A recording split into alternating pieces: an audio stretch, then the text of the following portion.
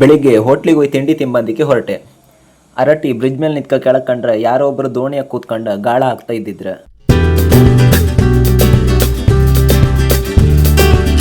ಒಂದು ಹೋಟ್ಲಿಗೆ ಹೋಗಿ ಸ್ವಲ್ಪ ತಿಂಡಿ ತಿನ್ಕೊಂಡು ಅಲ್ಲಿಂದ ಸೀದಾ ಮನೆಗೆ ಹೋದೆ.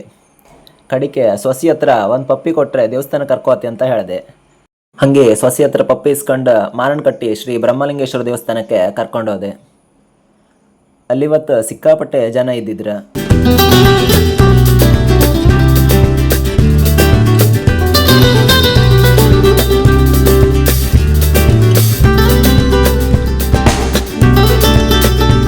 ಫುಲ್ ಜನ ಇದ್ದದ್ರಿಂದ ಊಟದ ಹಾಲಲ್ಲೂ 10-15 ನಿಮಿಷ ಹೊರಗಡೆನೆ ನಿಂತ್ಕಂತ, ಅದಾದ್ಮೇಲೆ ಊಟ ಕೂತ್ಕಂತ.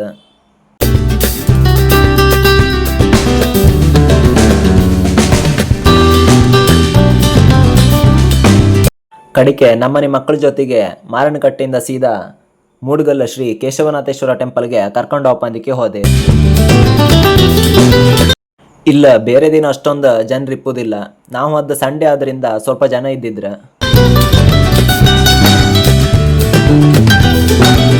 ಯಾರಾದ್ರೂ ಈ ದೇವಸ್ಥಾನಕ್ಕೆ ಹೋಯ್ಲಿಲ್ಲ ಅಂದ್ರೆ ಒಂದ್ಸಲ ಹೋಯ್ ಬನ್ನಿ.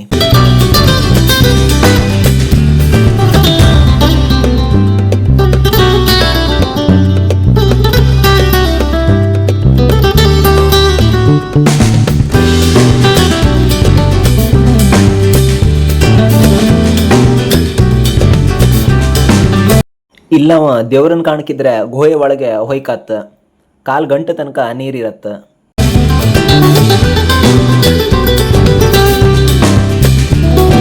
ಇದ್ರ ಒಳಗಿಪ್ಪು ನೀರಾಗ ಸಿಕ್ಕಾಪಟ್ಟೆ ಮೀನಿರತ್ತ. ಹಂಗೆ ಈ ಮೀನಿನ ಬಗ್ಗೆ ಈ ಊರಿನ ಜನರ ಸುಮಾರೆಲ್ಲ ಸ್ಟೋರಿ ಹೇಳ್ತಾರ.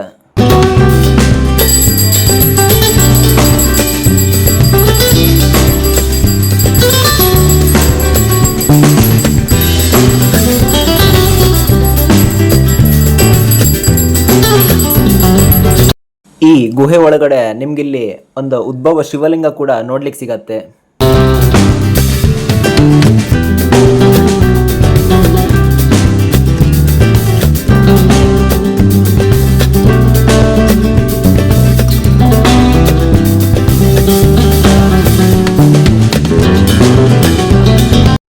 ನಂತರ ದೇವ್ರಿಗೆಲ್ಲ ಕೈ ಮುಕ್ಕೊಂಡು ಅಲ್ಲಿಂದ ರಿಟರ್ನ್ ಹೊರಡ್ತು. ಮಳೆಗಾಲ ಟೈಮಲ್ಲಿ ಅಲ್ಲಿನ ಪ್ಲೇಸ್ ಎಲ್ಲ ಕಾಂಬಕ್ಕೆ ಸಖತ್ ತೋರತ್ತೆ. ಸೋಸಿ, ಐ ಲವ್ ಯು.